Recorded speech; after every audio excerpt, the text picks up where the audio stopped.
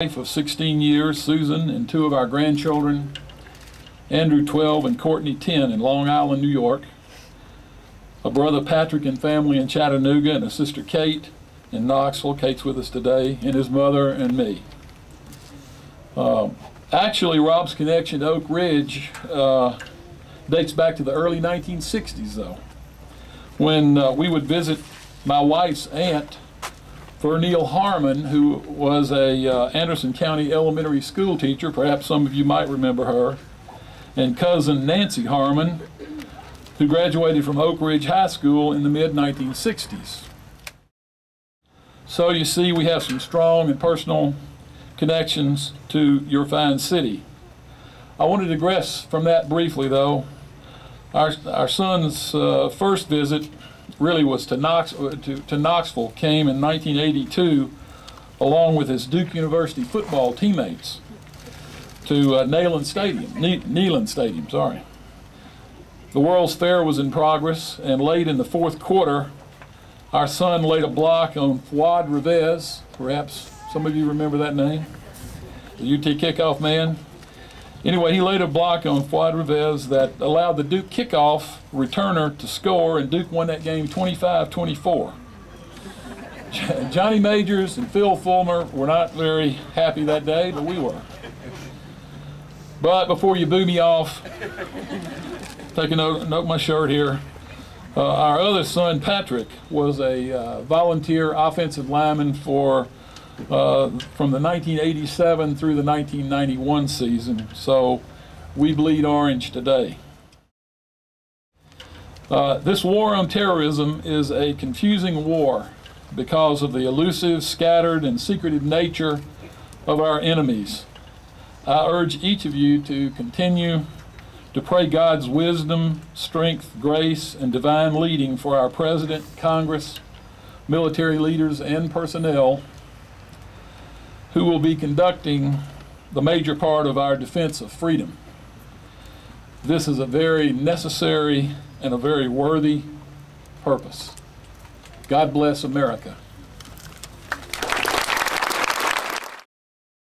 It was started almost immediately after the events of September, and it was spearheaded by the Student Council and at Oak Ridge High School and their advisor, Mr. Ken Center, who is a teacher at Oak Ridge High School and a graduate of Oak Ridge High School. Who spearheaded the project that brought the steel to Oak Ridge? I was working in cooperation with the Student Council to request, assistance from government officials and things, and we really never got very far. The state of Tennessee passed a resolution in support of our idea, so that was a good thing to have behind us. But as far as bringing them actually here, the U.S. Army Corps of Engineers sort of adopted us and believed in what we were doing, and we worked in cooperation with them to bring the first beams here. And then they actually helped me get a connection with Mayor Bloomberg's office, Michael Bloomberg in New York City, to get permission to go up there and pick up the last piece myself. The steel came from New York, and it was sent from the landfill where a lot of the rubble, the remains of the buildings was transferred to, and it was transferred to Oak Ridge by volunteers in the community who went up and got it and brought it back.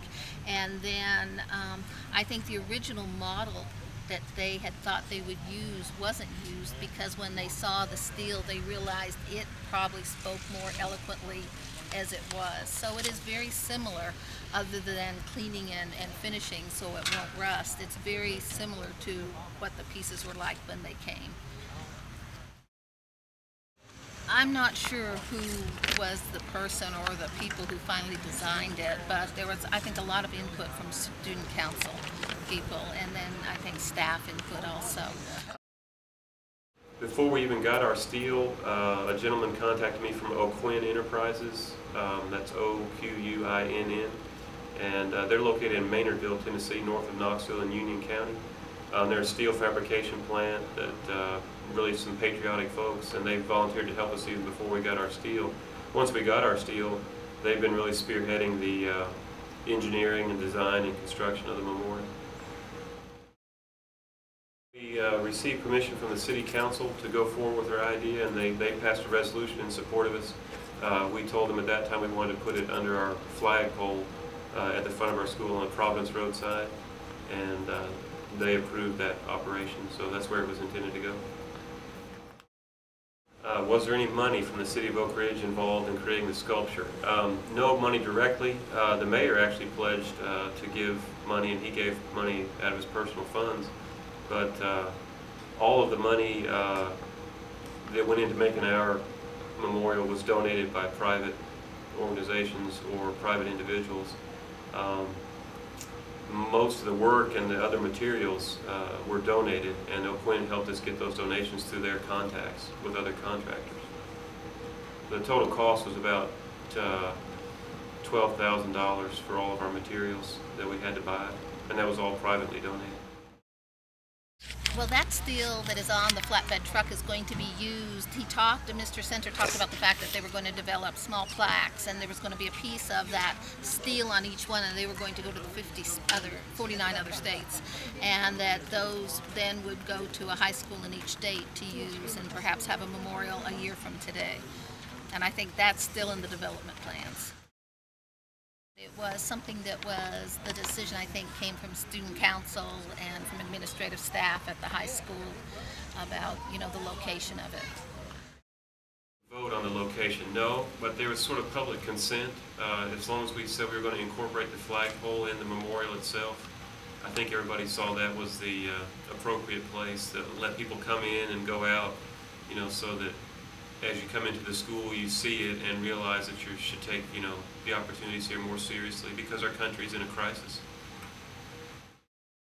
The flagpole stood there originally, and we just felt like, to conform to some of the, I don't know what you call it, etiquette of memorials I've seen around in Washington and other places, to place something near the flagpole gives it a special, veneration, a special place. But at the entrance of our school, I like to walk by it every day. I go there myself just to fix my mind on what I'm doing and trying to make the country a better place by teaching students, about the history of our country. When the first time I heard about the attack on the Twin Towers was I was in Branson, Missouri. I was working at another museum, which is a Veterans Memorial Museum. And we were working that one day, and we had a little TV on the counter there, and the news broke that the World Trade Center was attacked. So that was the first time that I heard about it, and the first time that anything was said on the TV. It did affect me in class that day. Our teacher, her brother-in-law was actually does advisory military work and was supposed to be at the Pentagon that day, but fortunately he wasn't. So it affected us through class the rest of the day because she was constantly going back out trying to call and find out about her brother-in-law. What was I doing when I first became aware of it? I was asleep, and I leave my TV on all night because I wake up during the night. And when I came on, I watched it for just a second, and then all of a sudden the building fell. And I thought I was watching a science fiction movie. And I thought, well, I don't want to watch this.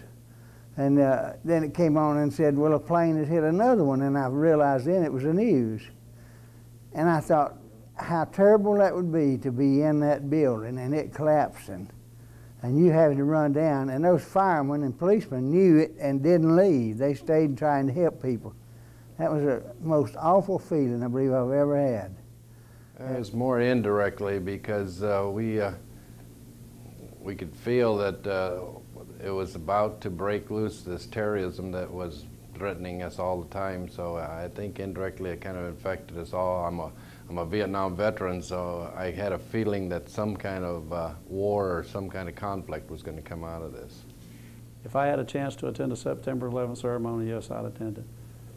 Being a reserve police officer and a paramedic, I feel like that even though those people are in New York, those firefighters and paramedics that died there they're part of our family. I'm a recovering alcoholic, and it shocked me so bad that the thought came to me,